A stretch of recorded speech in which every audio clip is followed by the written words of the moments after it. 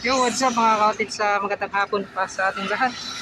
At yun, magandang hapon at dito naman tayo sa may ginagawang Ruas Rotonda.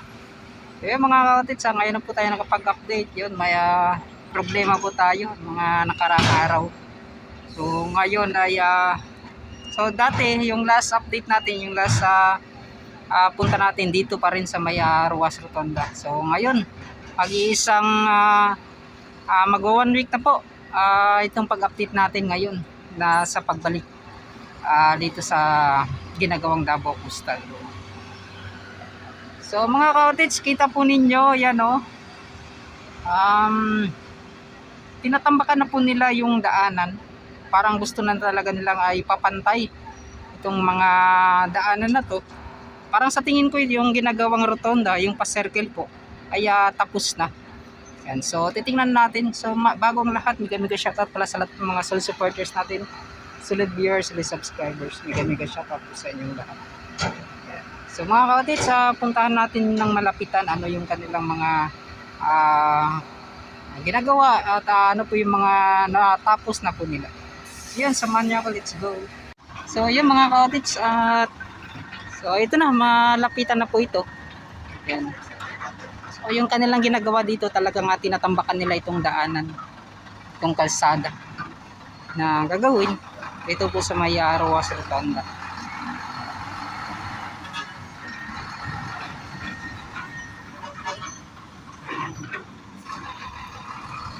So yung ginagawang rotonda mga cottage, may mga ilang bahagi pa pala na hindi pa nila natapos yan. So hindi pa nila pinagdugtong para maging circle na talaga itong ginagawang rotonda. Yan. So kunti na lang po mga cottage ay matatapos na. Yan .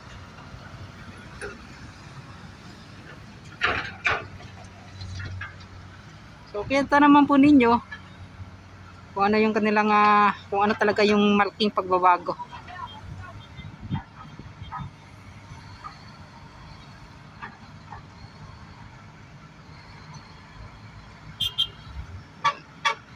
Napakalaking halaga talaga mga kotis sa ganitong mga ginagawang infrastructure project, itong ganitong ginagawang mga kalsada. Yan. So itong mga itong drone, so napakalaking tulong, napakalaking bagay kung meron tayo niyan. So makikita talaga ninyo ng buo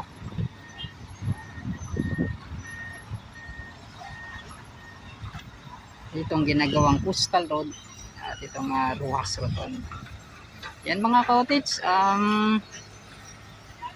so hindi na to, sa tingin ko kapag tuloy-tuloy, hindi na aabutan ng December pa. Itong rotonda na to ay matatapos na. Yan.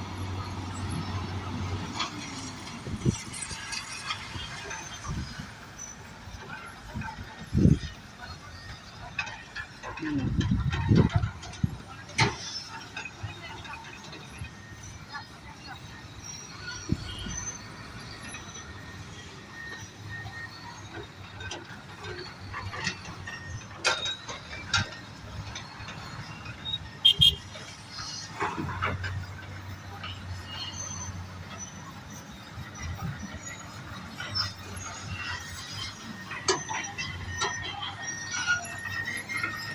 Dito naman sa may Ruas Extension. So magdudugtong po ito hanggang doon sa may Ruas Up and then Quezon Boulevard.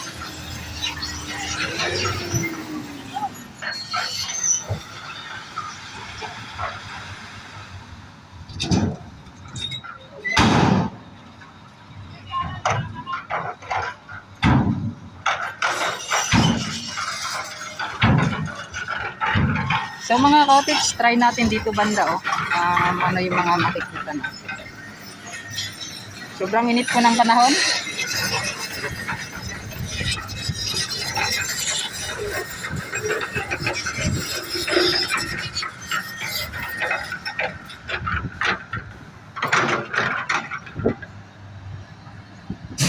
So dito sidewalk, plant box at bike lane. So dyan po yung kalsada mga cottage.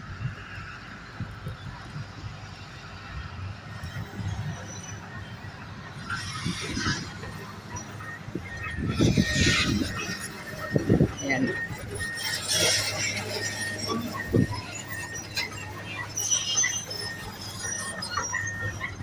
So dito talaga mga kautis tong napakalaking times 2 na double barrel na plant box na to, ay dito talaga sila natagalan.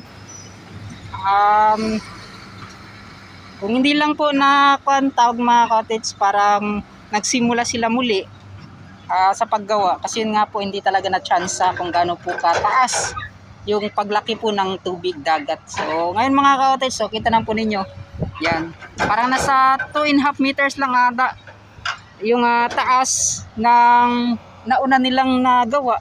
Katulad dito, di katulad dito mga cottage, parang nasa mga 3 meters ata, mahigit pa. Yan o. So 3.38, yan siguro yung mga cottage. So yan yung bilang. So 8.39. So saan ba yung 8.39? So 5.80, 3.38, at siguro yung 10.45 hanggang doon na sa magkabila mga cottage. So siguro yun po yung sukat nitong ginagawang tawag nito, yung double barrel na box culvert. So dito gagawin pa rin mga cottage hanggang doon sa pagtagpo sa kabila. So sa tulad ng sinabi ko mga cottage, itong area na to ay yan, tatanggalin po yan nila. Yan. So itong pumping station dito banda, ay yan po yung maiiwan. Kasi yun nga po, itong area na to ay natatamaan, kasi matatamaan sa paggawa ng box culvert. So yun po yung napag-alaman natin.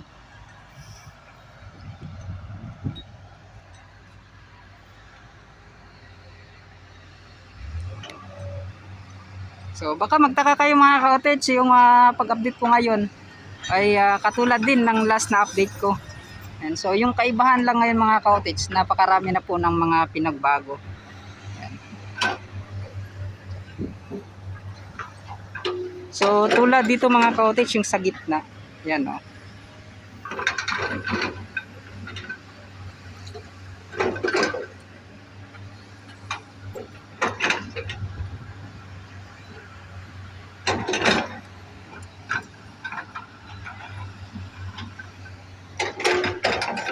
Wala pong pinagkaiba itong ginagawang Ruas Rotonda na to doon po sa My Times Beach. So magkasing tulad lang po. Ayan.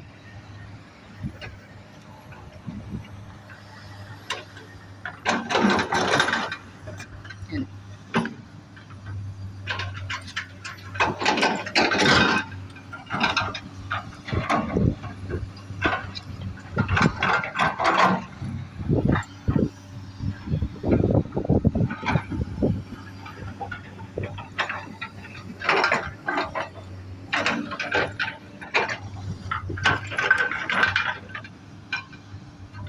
So try muna natin dito sa unahan mga cottage, tapos lilibutin lang natin.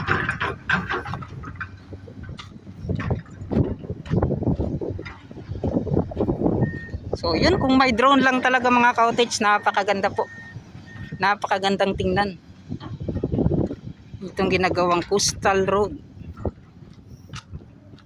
Yan. So and then yung paggawa din nila, napakaswabe rin mga cottage. So so napakaganda, napakakinis. And kita lang po ninyo kung ano po yung kulay ng simento. Ayan. Kasi yun nga po, kapag may mga kulay talaga na parang pa siya mga cottage to, ito puting-puti talaga. Ayan. At parang purong-purong simento talaga yung hinalo po dito.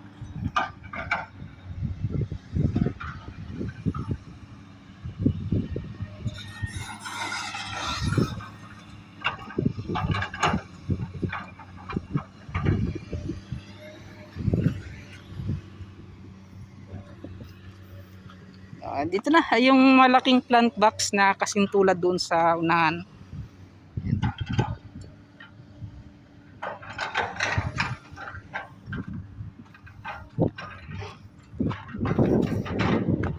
So Napakaganda. Yan, oh.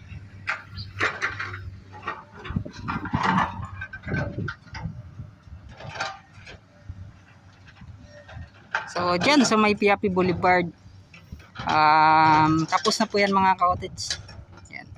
Yung kulang na lang talaga dito sa Boulevard area, itong ginagawang Rotonda extension, Rojas extension, at doon din sa may antaw niyan mga ka-cottage, doon sa may Isla Verde, sa may mini forest. Kita nyo sa vlog ko dati, update ko yung Barangay 23, yung may minor bridge, tapos may napakaraming tao na laging pinupuntahan po nila. So doon po yung kulang na lang. So sa ibang part po ay tapos na po yan mga ka-cottage. So yan, yung kulang na lang talaga para maidugtong na lahat itong ginagawang Davao Coastal. Itong pagdugtong ng ginagawang Davao River Bridge, yung dyan sa may Bukana at hanggang doon po sa may Times Beach, Ikulan. Yan.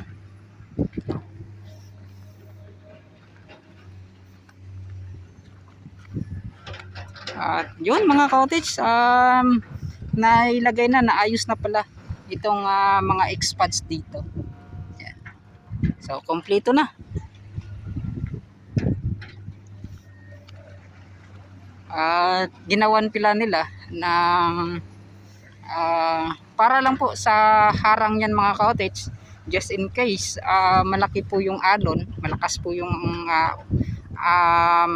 alon po mga ka-cottage, ay hindi po basta-basta babangga kaagad dito.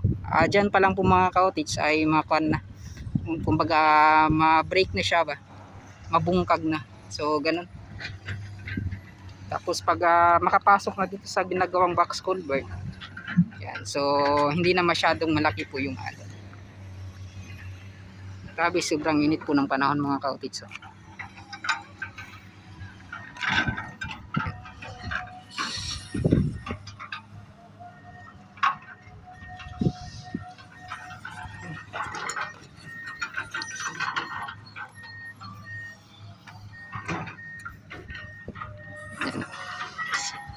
manhole po yan dito. Hindi sila bossing amo manager. Boss, ang hapon. Shout out.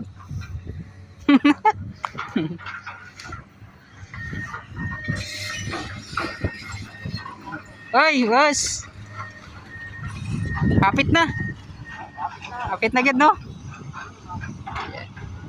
Lagi? Unsa na ipabot, boss? Unsa lagi pabotin nyo? Dira na lang. Yan. So yung mga ka-cottage, dyan na lang talaga. Tapos doon sa unahan ang kanilang hihintayin. Si bossing. Oy, boss. Oy. Boss, ang hapon. Man ng trabaho? Merinda pa. Ayan, so merinda pa daw mga ka-cottage. Alas 3 na kasi ng hapon. Sobrang init po mga ka-cottage, ha? Yun, so ito yung update natin. So at least naipakita naman natin ng muli itong kanilang ginagawa. Yan, sa mga hindi pa po nakakapunta dito sa Boulevard area sa ginagawang Davao Coastal Road, mga cottage, tsak maaamis po kayo. Bakit nga po? Naamis po kayo dun sa may Times Beach, sa may Talomo. Yan. Dito naman sa may Boulevard hanggang doon po sa may Agdao and then R. Castillo. So kapag napuntahan po yan yung mga cottage, tsak, babalik-balikan po yan. Kasi yun nga po, isa sa mga magandang tanawin dito banda. So makikita na muna yung Samal Island.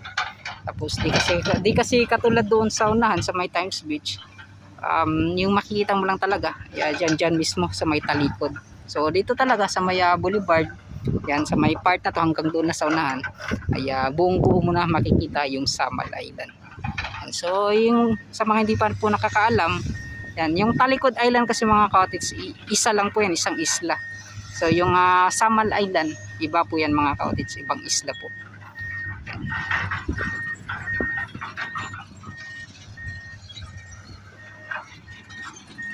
Ayun. So, ayan, hindi pa yan sila nagdugtong mga kautits ha. Doon banda, hindi pa yan sila nagdugtong.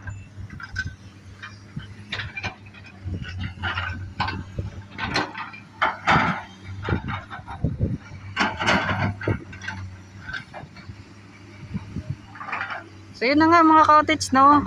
Yung update natin sa ginagawang Rojas Rotonda na to, na malapit na talagang matapos. So ngayong taon sigurado po yan, sa nakikita ko napakabilis po ng kanilang pagtrabaho. Yan. Kasi itong ginagawang rotonda na to mga kautits, napakadali lang, napakabilis na, hindi naman napakadali, napakabilis po nilang ginawa. Yan oh. Wala pa po yung isang buwan, ganyan na po yung itsura. So ngayon yung ginagawa nila ay pagpatag, pagtambak po ng mga lupa dito po sa gagawing kalsada. Mga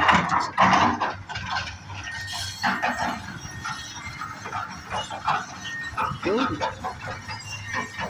So napakaganda tingnan. So nilagyan na pala nila yung para sa gitna. So dito po yung antog nun, pedestrian lane. Yan, parang dito ata yun.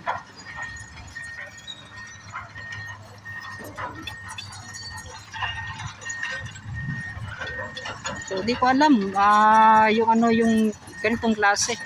Kung ito po ba ay plant box pa.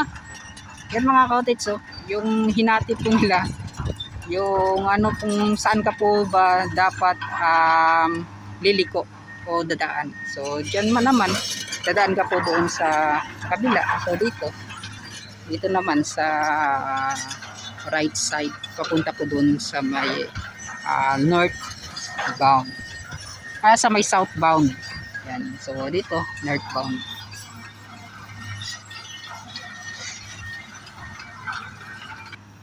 So yun, maraming salamat pala sa lahat ng mga solid supporters natin, solid viewers, solid subscribers. Yan. So pasensya na po, ngayon lang po tayo nakapag-update. So sa mga hindi pa po nakapag-subscribe dyan, yan mga kautits, pasupport na lang po ng aking YouTube channel. At maraming salamat. So God bless po sa inyong lahat. Lagi po kayong mag-ingat. Yan, at hanggang dito na lang. Papaalam na po ako. Bye bye na.